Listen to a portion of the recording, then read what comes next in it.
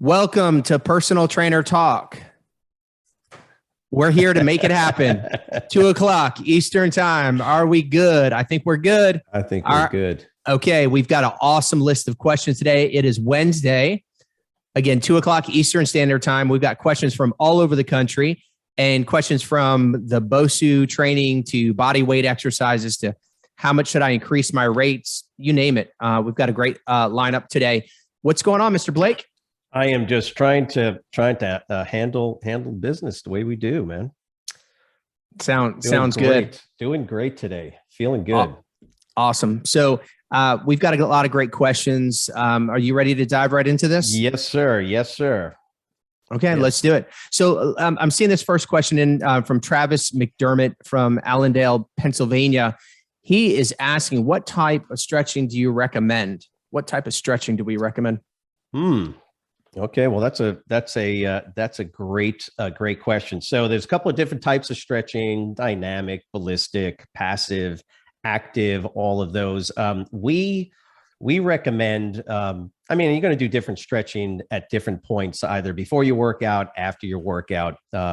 Generally, the assumption is that before a workout, right after a warm up, you want to do a type of stretching that's not going to relax the muscle, just as a for instance. So, passive stretching is generally going to be out. And I know a lot of people do that. They sit there and they hang, they sit there and they lengthen the muscle a little bit and that relaxes the muscle. It's not what you're trying to do. Generally, we'll do what's known as active or active static type of stretching.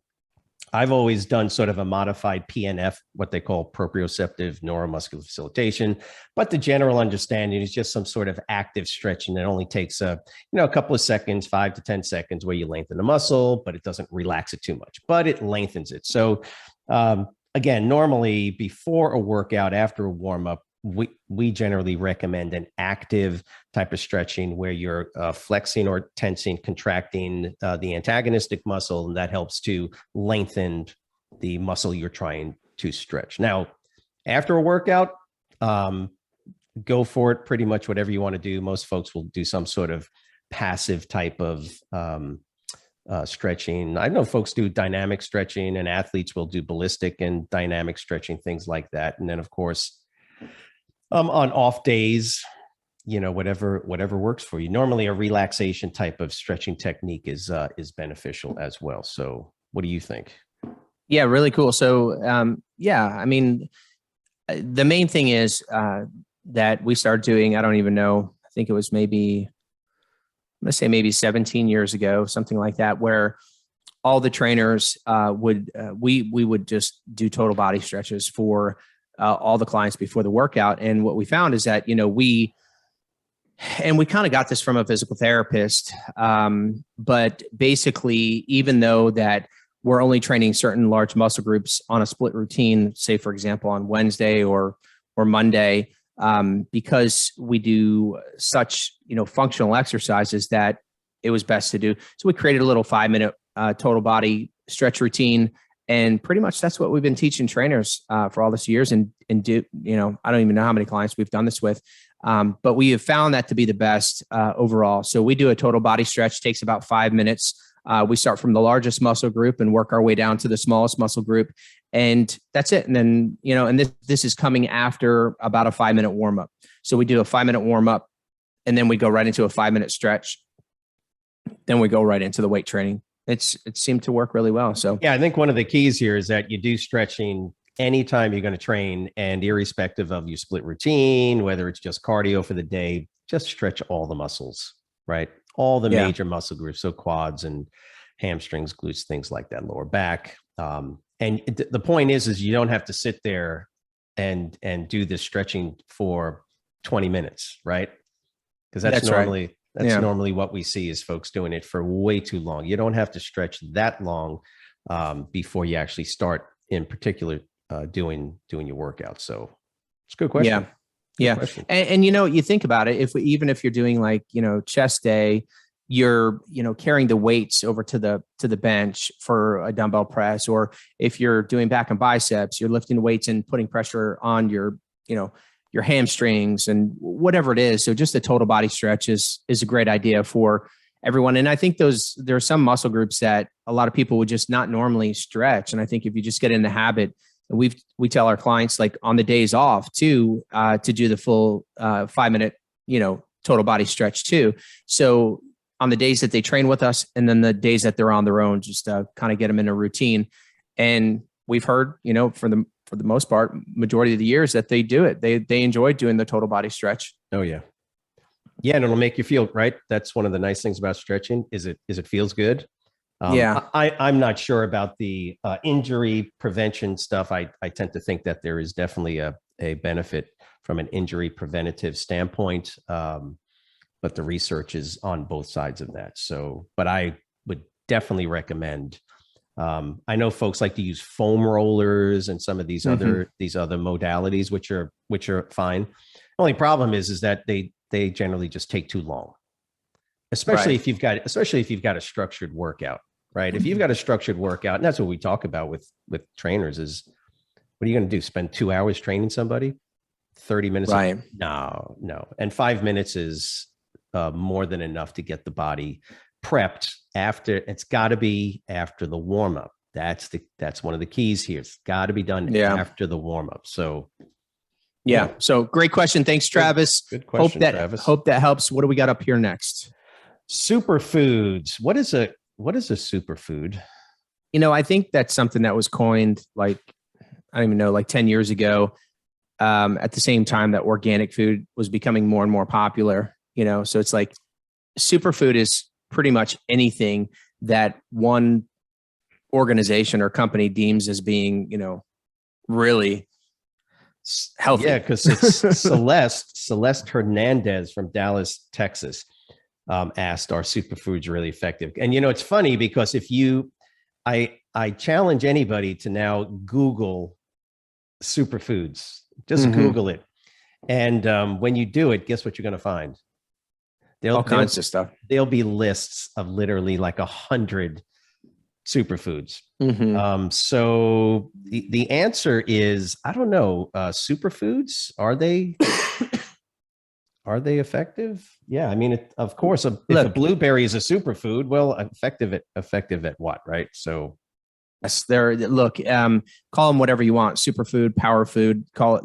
If it's healthy, you could call it a superfood if you want. I mean, literally, if it's good for your body, I think it deserves the title superfood. It's just, I guess, something more exciting to call, a sweet potato or oatmeal or blueberries. But yeah, these are foods that are they're just overall, they're like staples. They're like really good for you. And I think most of these come from like South America and the tropics and things that we as Americans were just not accustomed to eating some of these foods, right? Goji Dude, berries. I call oatmeal superfood. I mean, that comes from like Ohio. I have no idea what I call blueberries superfood. Dude, you're not wrong. You're not wrong. I mean, spinach. What, didn't Popeye call it a superfood? So Celeste, are they effective? Yes. Yeah, sure. If what you mean by effective is, are they healthy? And do they impart some, look, they contain nutrients. And by the way, no matter what the food is if you process that thing, you mash it down into a powder and do all kind of things to it, and you put it in a container and call it I don't know about that, but yeah, just don't look, Celeste, just don't fall for the mix and the marketing stuff. Yeah. In our world, superfood is just food that is really good for you.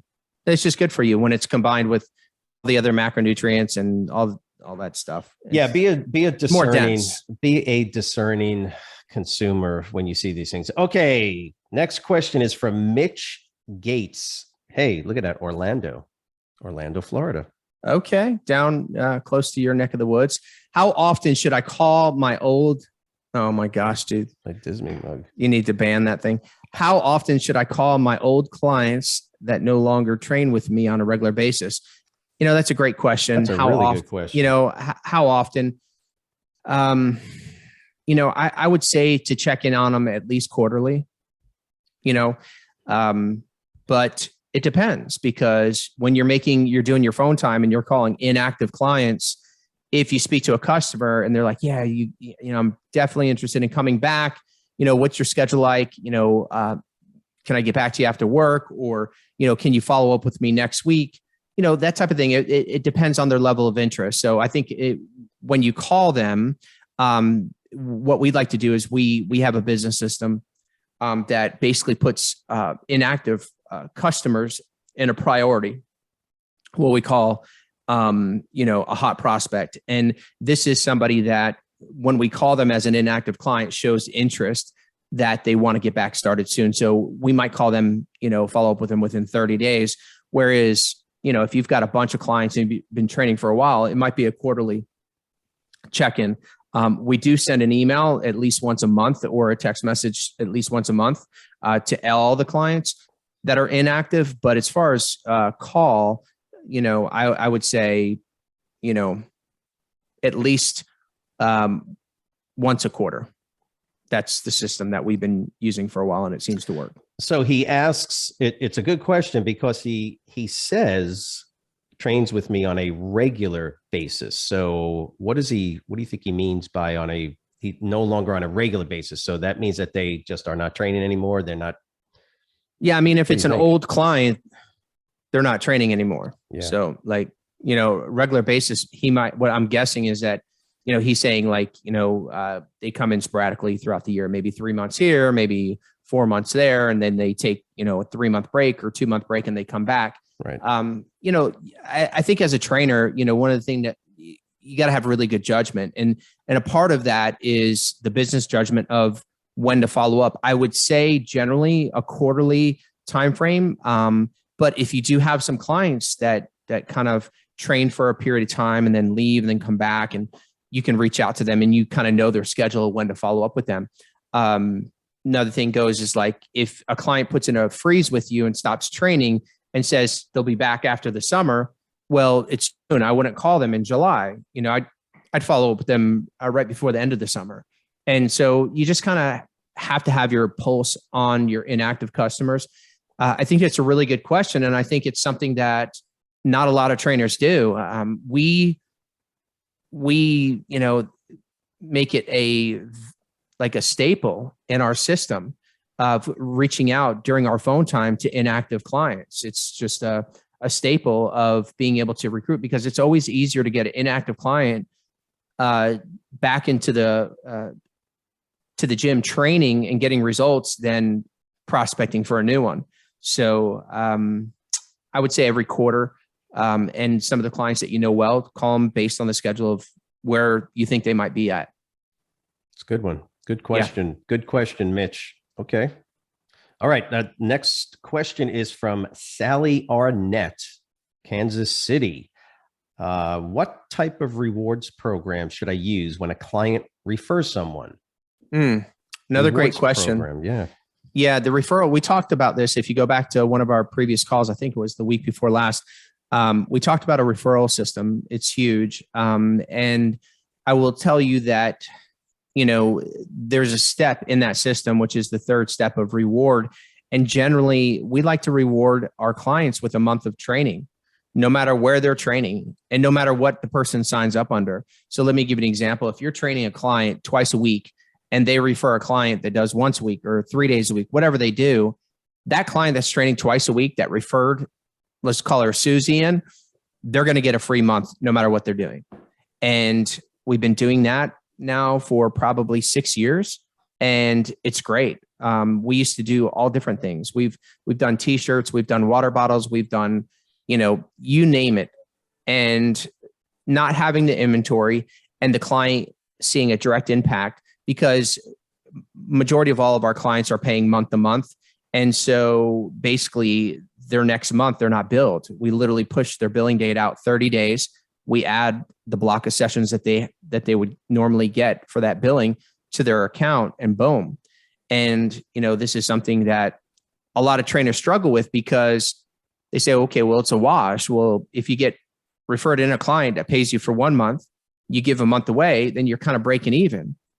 But this is where we go into the conversation about the lifetime value of a customer and understanding and knowing your numbers.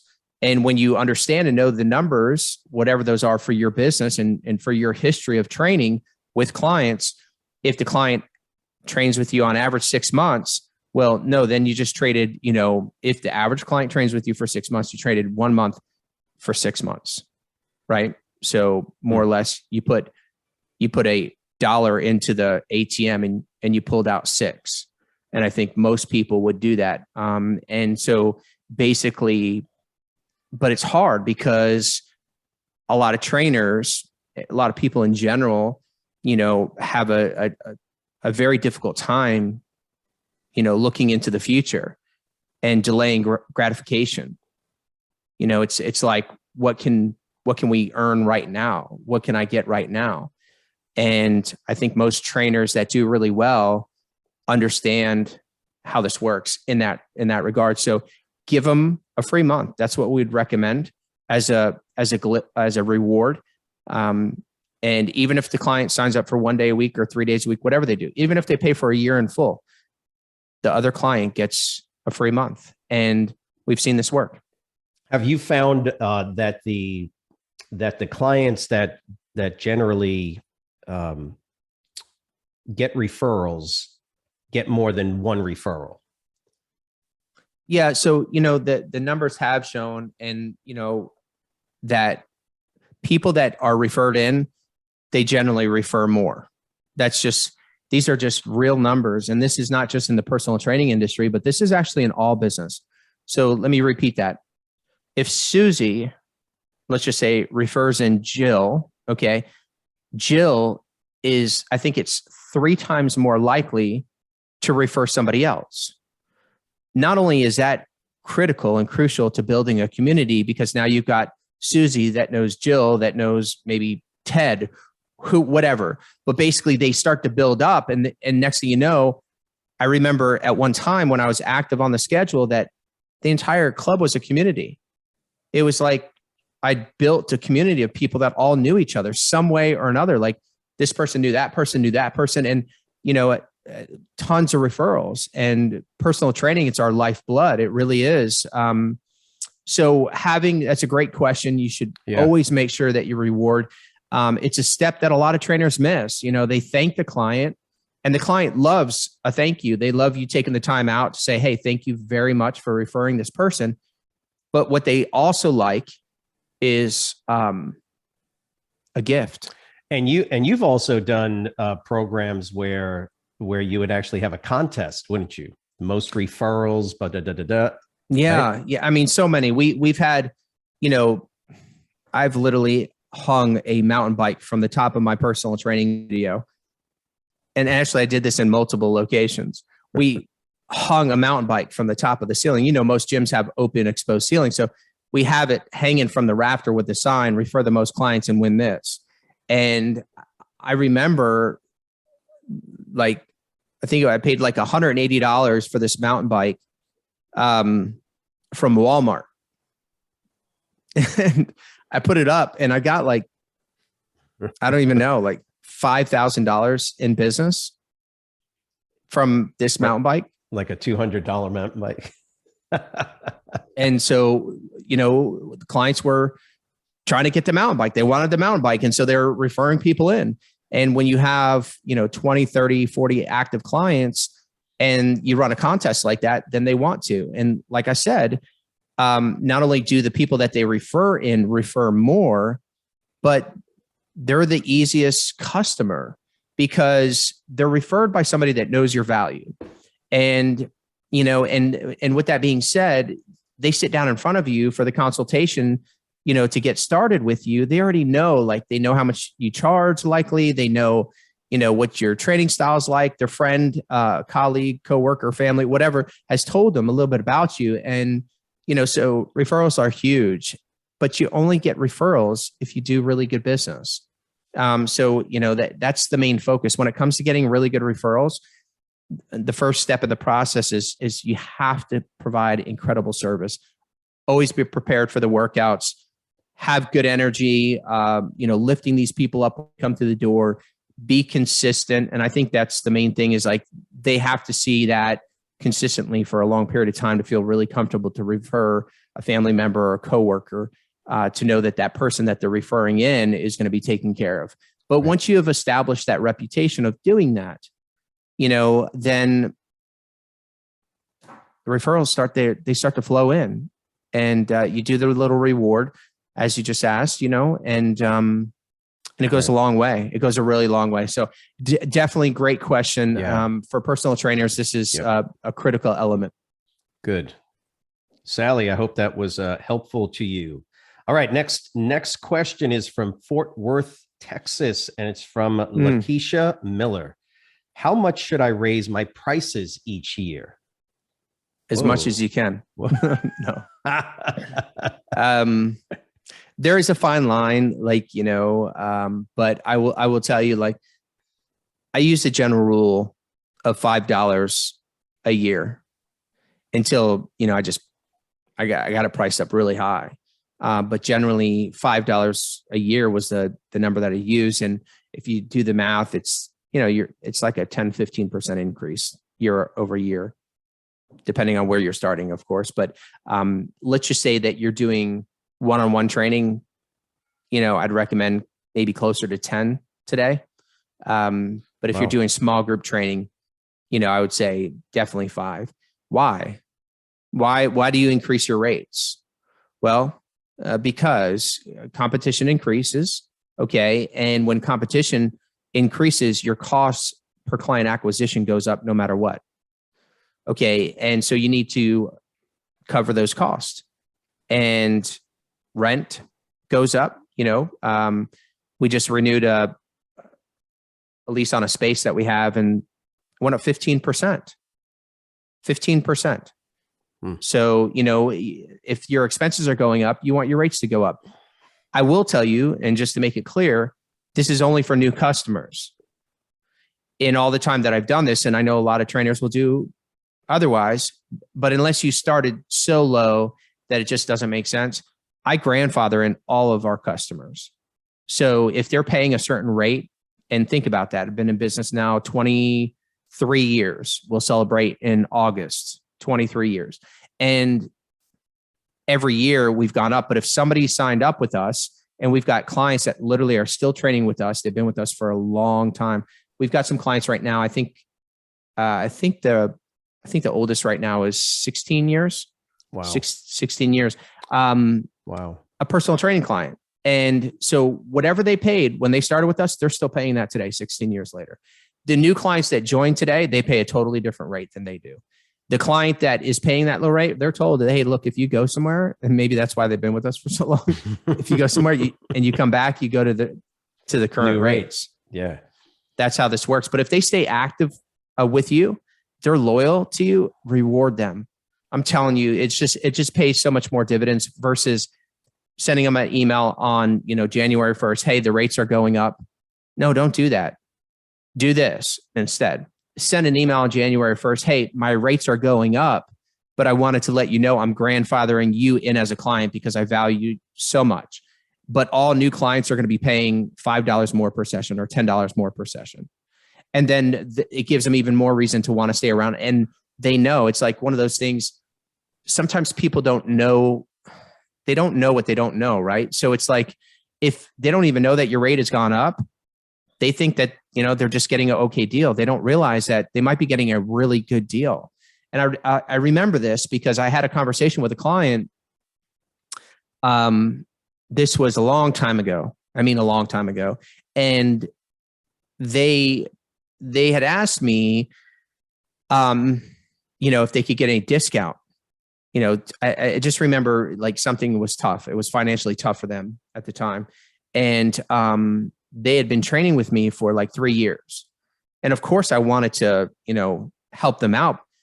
But I did explain to them that the new customers were paying $15 more per session than what they had been paying. And when I did that, they were blown away. They were like, your rate has gone up I said, yeah, every year it's gone up. So now the clients, and there's a client that they were training with, and I mentioned them by name, and I said, client XYZ, she's actually paying, $15 more per session because she came in, just a couple months ago. And so then that customer, really valued or appreciated that. And then from that point on, I made it a point to send out an email on the first of every year when the rates would go up and let them know that basically the rates have gone up, but I'm grandfathering them in. And I'm telling you, like right now, I've got some incredible clients. We just hired a new trainer, awesome new trainer. She's just got such good energy. And she is training with some of these clients. She's taking on some of these clients. And one of the things she said to me the other day, she's like, Corey, these clients are so cool. Like they are just like, there's like a really good community here. And I'm like, yeah, I mean, you're right. And so I think a part of that is because of, the care that we give to those customers year after year after year. But I'm talking about like in a single personal training studio, I'm talking about a couple dozen people are all over 10 years, and so. Yeah. And I think there's an expectation that, we use the term COLA, the cost of living increase that is generally understood to go into the cost of a product or service. And I've had clients literally ask me, so how much is it going up? How much are you going to be raising it, in the next year or so? Because for some folks, there is an expectation that there's a cost of living increase that is just assumed in the service and products as well industry. What's inflation right now? Well, here's the thing is that I think a lot of trainers, they make the mistake starting off where they price their services way too low. So like I still hear this today. I mean, 2022, and I hear trainers charging $25 for a session, training one-on-one. And, wow. and the thought process is that I'll just get a bunch of customers, paying a low rate, and then, I'll just increase them. I'm telling you, it's very, very difficult to take somebody from 25 to 75, what they should be paying for one-on-one training today, no matter where you are in the country. Some places a lot more, some places a little bit less, but on average for one-on-one training, $75 an hour minimum.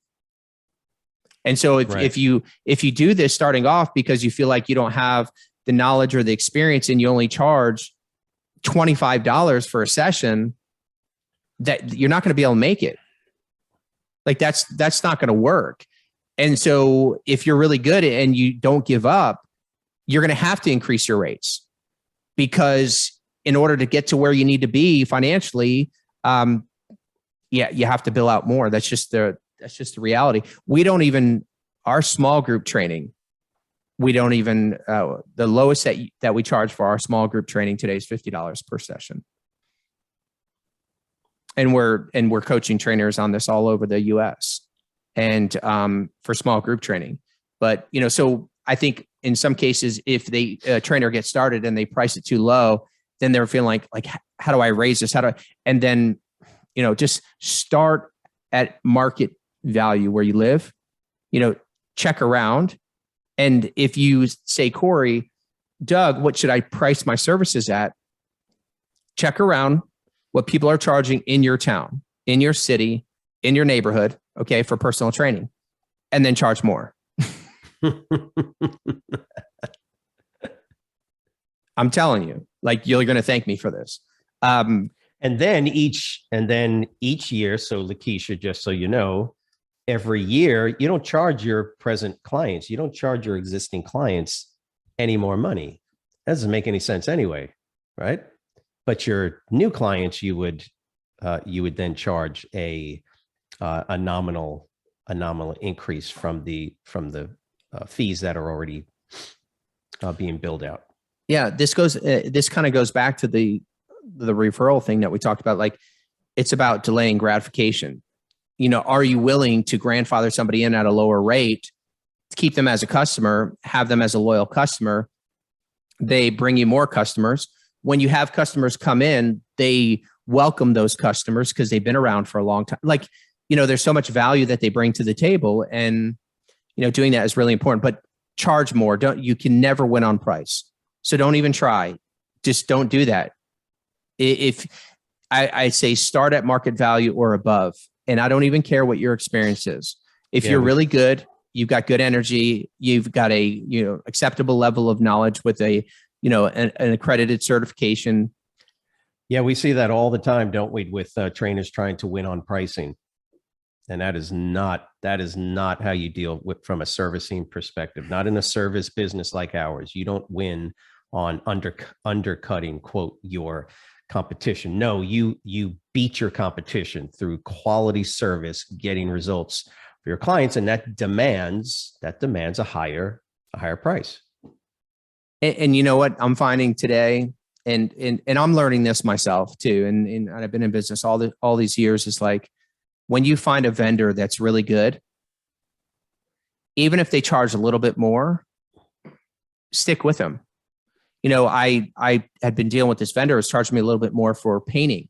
I mentioned this to you about painting the floor in the gym and in our new office.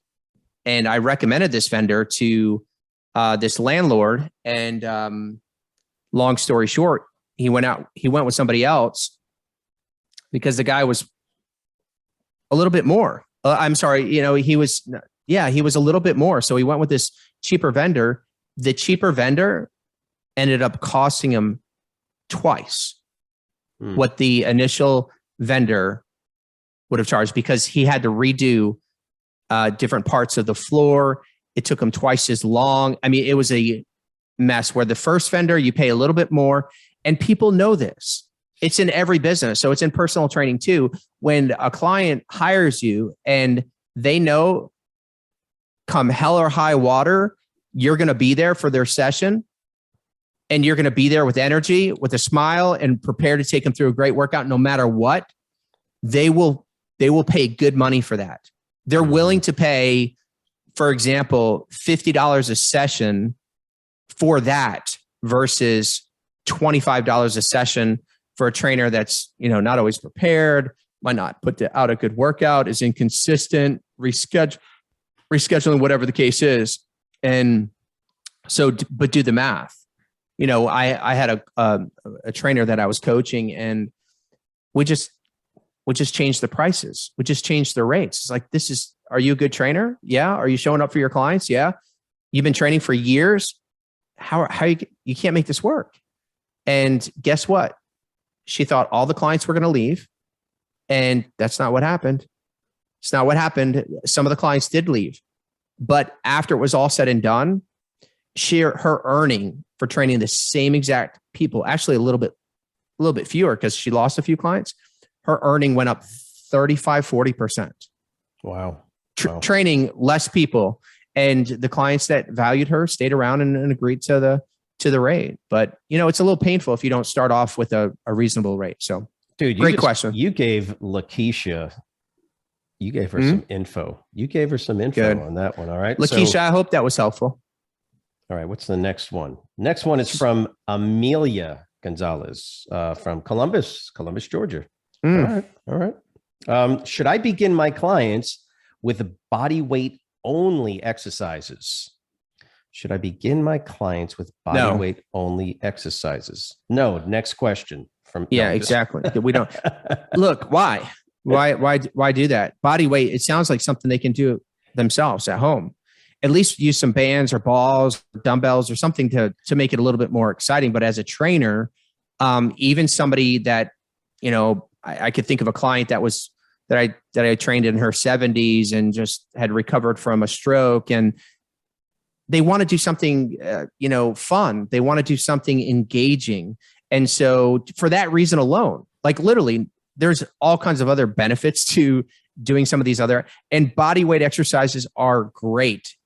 I recommend doing something body weight for every session for sure, but not as the only exercise. Yeah. There's an almost clinical, antiseptic, academically feel to, using body weight only exercises based on somebody's age or their physical capacity right from the get go. And I don't get that.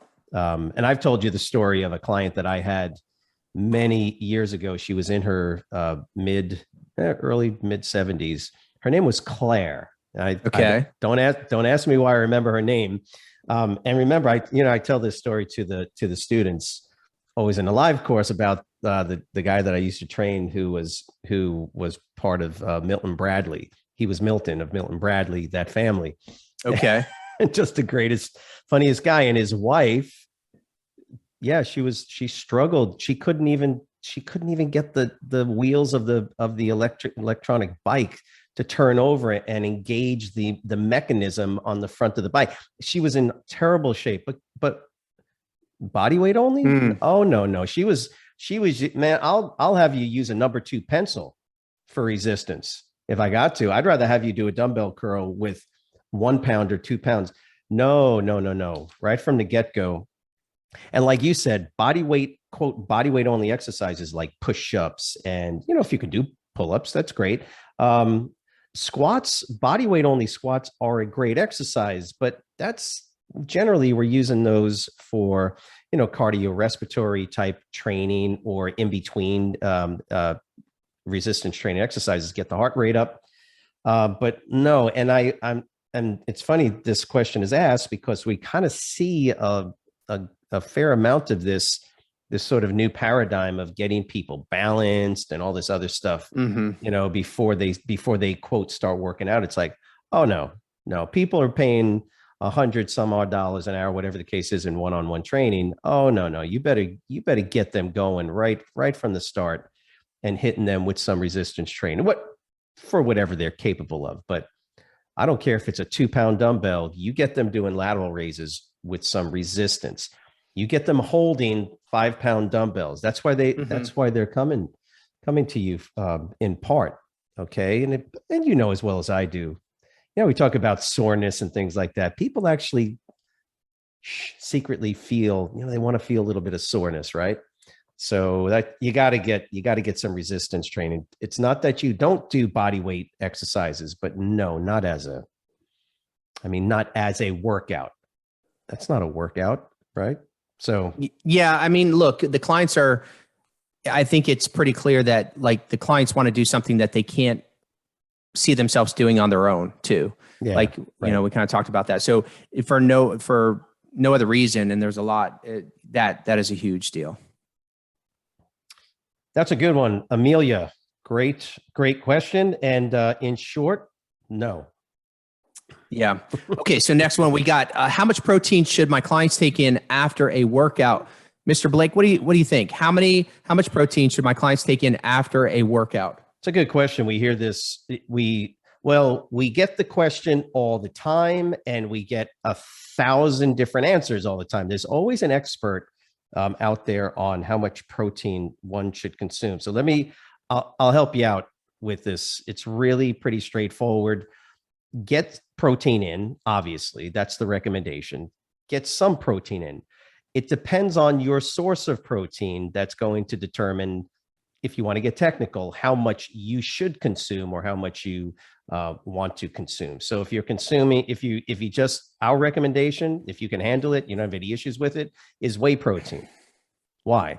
Because whey protein is what is known as a fast digesting protein. In other words, when it goes in your stomach, it tends to break down into its constituent amino acids, polypeptides, faster than other proteins. It goes into your small intestines, it goes into your blood system, blah, blah, blah. So it's faster. You can consume, and I've seen research all over the place on this.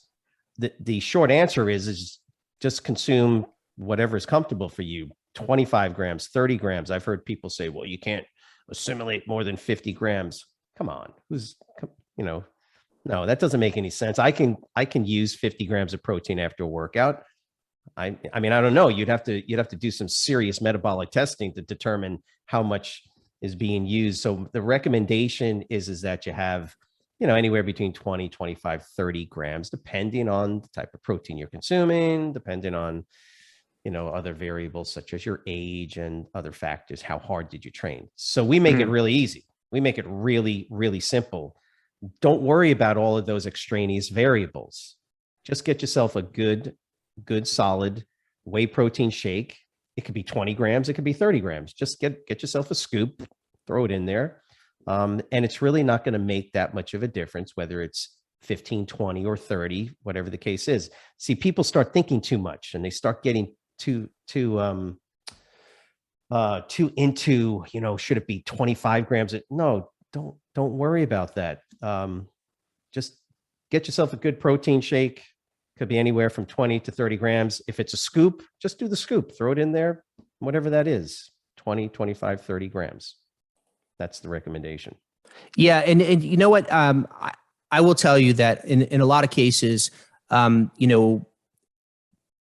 people think like it's not going to make a difference, but I have trained a lot of folks over the years, and some of the times the only thing that I've changed was the post-workout protein intake. And I swear to it. And it's hard to isolate things. It really is. But, when you're obsessed like me about results and tracking things, I do believe that it makes a big difference. And, not just post-workout, but obviously throughout the day. And generally speaking, to make it easy too, if they don't bring in their shake, like when the clients would come in, still to this day, we say, where's your shake? Where's your protein for after the workout? And if they don't have it with them, we want them to grab it from the cooler.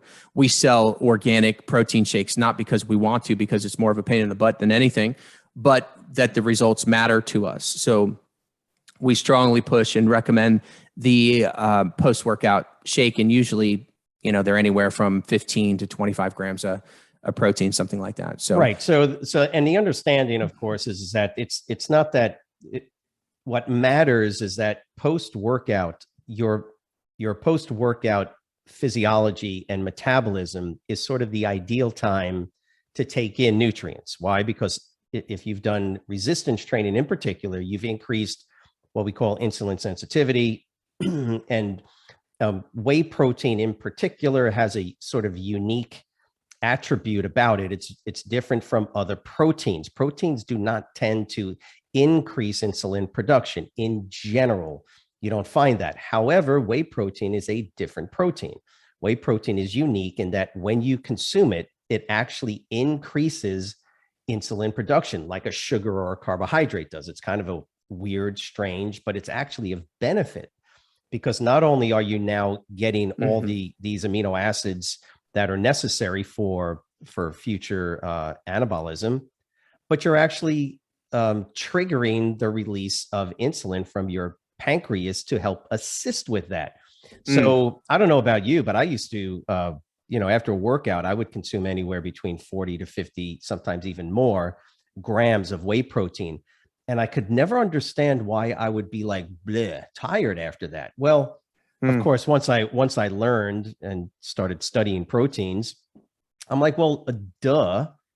I'm taking this massive insulin dump after I consume this whey protein, especially if it's just a pure whey protein without any other foods in it, right? Or the carbo load. It's like eating 5 tablespoons of sugar. But the point is that it's beneficial from that respect. And so there's enough research to say if your post-workout protein and meals in general should be of the highest caloric intake and the highest protein intake, because once again, there is this window of physiological metabolic opportunity where insulin sensitivity is increased. And that's that's kind of the buzz, that's kind of the buzz terms and the buzz. My brother calls me up and he's like, hey, I think I should do intermittent fasting, instant. This is him telling me, right? He's like, yeah, I think intermittent fasting is good. And I'm like, well, give it a shot. What do you want me to tell you? It's like, no, we've only known this for, 120 years now, that this is the case. But resistance training, increased insulin sensitivity, that's when you want to pack in as much of the nutrients as you can. So how much protein? Like Corey said, it's more a matter of ease and convenience for people than it is to say 30, 35, 40, 20, 25 grams. I mean, for sure, the minimum for the average person, average body weight, would be no less than 20 to 25 grams. But yeah, you know, yeah. And the general rule that I used was, for the girls that were smaller, tiny, and they would do the smaller shake. Sometimes we'd have the ready to drink, ones that are already pre-mixed, and then the ones where are higher protein counts we'd give to the guys, and the guys that are working on building. But you want to know the beauty of it is that and the beauty of all nutrition, and this is why talking about protein is good, is that guess what you can do if that's not functionally working for somebody? You can change it. You can modify it. It's really that simple. Yeah. If somebody is drinking these pre-made shakes, and I know you have some issues sometimes digestively with them, just change it. And then it's like anything else. We're constantly, doing this. We're constantly guiding people in the most effective way for them to eat. And so in general, I've always tried to consume very high levels of protein right after my workout in the form of generally a whey protein shake. And then I'm trying to eat as much as I can anyway. You know that. Right. Yeah. So great question. And so you're definitely taking protein after the workout. That's what we recommend the amount. Next question we got, let's move on. We've got Hannah Rogers from Portland. She is asking, how do I help some of my clients overcome their sugar cravings? That's a great question. And I'll tell you that the way that I've helped a lot of clients is by increasing their frequency. I mean, I have found that to be the number one answer for me, and Doug might have some other thoughts on that. But for me, with the clients, whenever they would share that they have these cravings, I would increase their frequency throughout the day. And so if they were eating in 3 meals, I'd go and get them to 4 or 5. And then I would also ask them to go and buy, it's funny, we were just talking about protein shakes. I would tell them to go and buy, a bunch of different flavors of protein shakes. And today they have a bunch of organic options we recommend, and tell me which one that they enjoyed the most and which one could satisfy that sugar craving. And then I would tell them to look at that as kind of their treat. And they would come up with all kinds of interesting ways to take that powder, whether it be chocolate or vanilla or strawberry, and mix it with something and turn it into like a little dessert. But it was low in sugar, and whether it be sweetened with stevia, sucralose, or something else, basically that's not going to affect the blood sugar. That's how we did it. Like frequency, I think answers by stabilizing the blood sugar level, reduces the cravings, and then having them find something that will satisfy them when they feel like they need to reach for something. Doug, what are your thoughts? Yeah, for sure. There's always been two things I've always done. And Corey hit on the first one, which is increasing the frequency of meals. So smaller meals spaced more evenly throughout the day. Of course, this goes against the whole, intermittent fasting, which is not a bad thing. Just saying that these are the long-term solutions. Mm-hmm.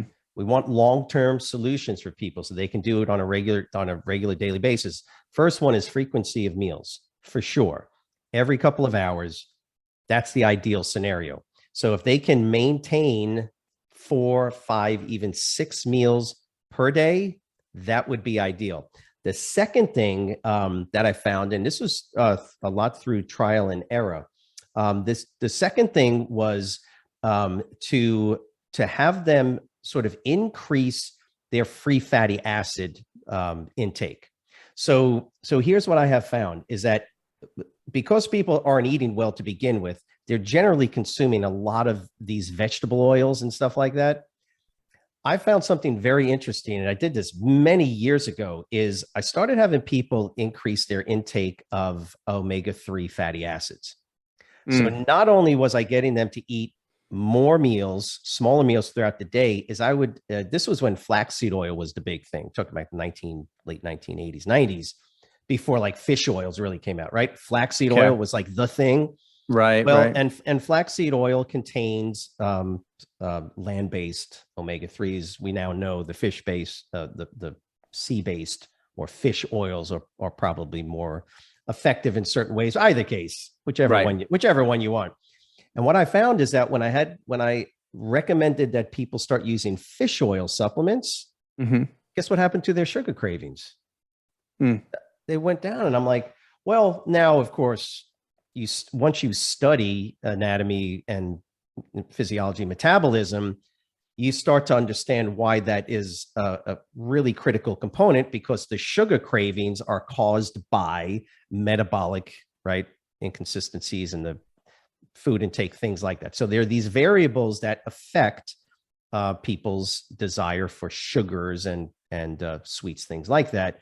And if I simply added more fish oils into their diet, that was it. So those were the two main things that I found would be really very effective. Remember, the average American simply doesn't consume anywhere near omega-3s. Now they get a ton of omega-6 fatty acids, right? Right. That's your vegetable oil. That's the stuff that's no bueno. You got to get rid of that stuff. Omega-6 are pro-inflammatory, not really the most effective for your metabolism. Omega-3s much more anti-inflammatory to the cardiovascular system, but they have this really neat effect on your body, reducing, and that's what I found. And so I would just, after that, I would just tell people, look, if you're craving sugars, two things, right? Now, of course, we also know that the macro ratios, right, getting those carbs back down to a more nominal level of about 40% or so of calories, and then boosting those proteins and fat components up, that seems to help. So yeah, and you bring up a good point with the carbs, is making sure that they're complex carbs, that they're not the simple carbs, because if the client is taking in simple carbs, even if it's four times a day, for example, it's like rocket fuel. So their blood sugar level is going to spike, and then it's going to drop, and it's going to spike, and it's going to drop. And that can, develop cravings. Whereas if it's complex carbs, convert the sugar slowly throughout the day, can make a big difference. But those are some tips right there for you to help reduce cravings. We've got time for one more quick question. We've got a question from, let's go with this, from Jose Miller, Miami, Florida. I've never used the BOSU. How can that be? How could you have never used the BOSU? Okay. What is it good for? That's a great question. BOSU, I absolutely love the BOSU. An incredible story behind that. I can tell at another time. But for me, the BOSU has made it more fun training clients, increase their balance, their stability. Doug, what say you? You've got 30 seconds. I got one in my garage. I use it every day. I use it for anytime I ever work out, I use the BOSU, no matter what, even if it's just for cardio to do hop overs, but I'm always doing push-ups on it with the dome side. What is it primarily good for, do you feel? With the dome side down, it's ideal to create an unstable, solid platform that you can stand on or hang on to, that's going to create and add balancing challenges, which are going to increase proprioceptive increases from a neuromuscular perspective. And it's going to help you from a balancing perspective. With the dome side up, it simply allows for ankle joint strengthening, right? Because it creates an unstable environment. But yeah, I mean, it is by far one of the best pieces of equipment. Jose, go buy yourself one. Yeah, go buy one. Guys, thank you so much for tuning in. We appreciate your questions. Keep them coming. Remember, every Wednesday at 2 p.m. Eastern Standard Time, we're going to be here to answer your questions no matter where you are in your journey. And keep in mind, if you want to go to the next level and you want to be an industry-leading personal trainer, go check out Body Design U, as in university.com, bodydesignU.com. What about YouTube? You should subscribe if you're not already. I mean, they're probably already, but if you're not a subscriber on our YouTube channel, be sure to go over there. We're growing leaps and bounds over there, and we'd love for you to be a part of it. So thank you so much for tuning in. We'll see you the same time next week. Adios.